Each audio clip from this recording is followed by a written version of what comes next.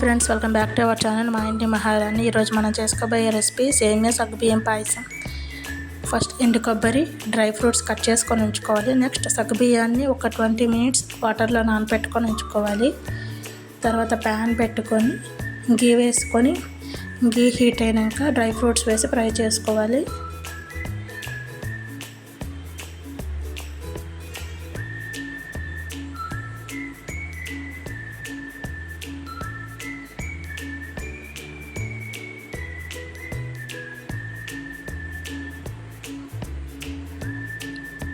Dry fruits fry అయినాక ఒక ప్లేట్లో తీసుకొని సేమియా ఫ్రై చేసుకోవాలి.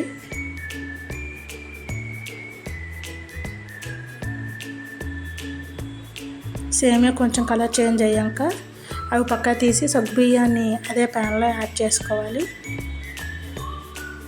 వాటర్ తక్కువగా పోసుకోవడం వల్ల సగ్గుబియ్యం వేగంగా ఉడుకుతుంది. నానబెట్టుకోవడం వల్ల కూడా సగ్గుబియ్యం వేగంగా ఉడికిపోతుంది.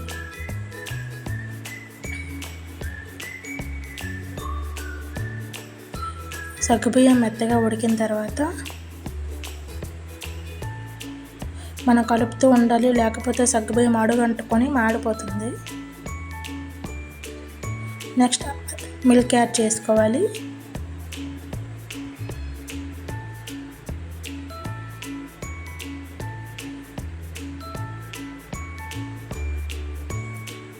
కొంచెం వాటర్ యాడ్ చేసుకోవాలి, ఎందుకంటే ఇది బాయిల్ అయ్యేసరికి వాటర్ అంతా ఎవాపరేట్ అయ్యి ఓన్లీ మిల్క్ మాత్రమే ఉంటుంది అందులో,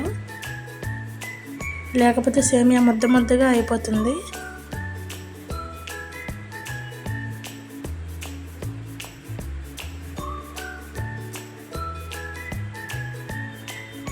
పాలు బాగా మరిగినాక అందులో సేమియా యాడ్ చేసుకోవాలి.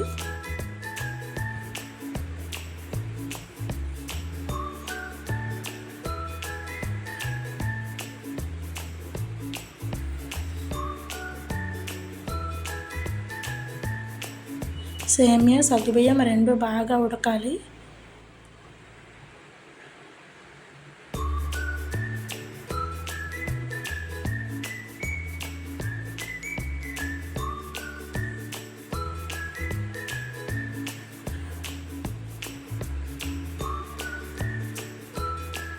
ఉడికిన తర్వాత మనకి ఎంత స్వీట్ కావాలో అంత షుగర్ అందులో యాడ్ చేసుకోవాలి.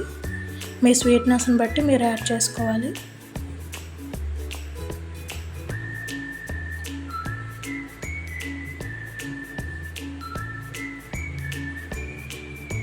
షుగర్ లాస్ట్లో యాడ్ చేసుకోవాలి, లేకపోతే సేమియా ఉడకదు. ఒక 3 to 4 యాలకులు దంచి వేసుకోవడం వల్ల ఫ్లేవర్ బాగా వస్తుంది సేమియా సగ్గుబియ్యానికి.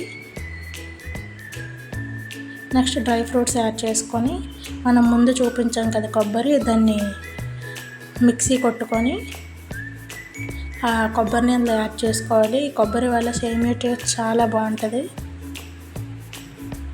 అంతేనండి, మన సేమియా సగ్గుబియ్యం పాయసం రెడీ. ఈ విధంగా చేసుకుంటే సేమియా సగ్గుబియ్యం పాయసం చాలా బాగుంటుంది, చాలా ఈజీగా ఉంటుంది ఈ ప్రాసెస్లో చేసుకుంటే. Thank you for watching. Please like, share and subscribe to our channel మా ఇంటి మహారాణి.